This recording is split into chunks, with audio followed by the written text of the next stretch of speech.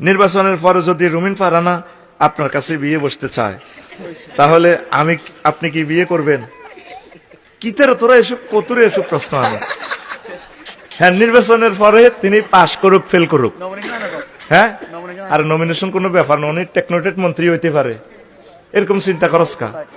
তো মুসলমান হিসেবে পুরুষ বিয়ে কয়টা করতে পারে? তা আমার এই প্রেমীয় গাড়িতে সিট কয়টা পূরণ হয়েছে? হবে একটা। কয়টা সিট? আরো কয়টা খালি? তিনটা। আমার সিটে কেউ বসতে চাইলে আমি তাকে না করব না। ওরে আমি তো পুরুষ, আল্লাহ তো আমাকে মহব্বত করে পুরুষ বানাইছে। ওয়াফাদ্দাল্লাহু বা'দুম আলা বা'দ, নারীদের থেকে বেশি মর্যাদা আল্লাহ আমাকে দিছে। তাহলে আমার গাড়িতে নেব না কেন? লাল সবুজ গাড়িতে যদি 50টা সিট থাকতে পারে, বিএফি গোল্ডেন 1, ইংল্যান্ড 1, 2, 3, তাহলে আমার গাড়িতে সিট আছে আরো ভ্যাকেন্সি খালি কয়টা? তিনটা। কয়টা? আমিন। আমিও তো লয়ের ছাত্র, উনি ব্যারিস্টার, আমি তো এলএলবি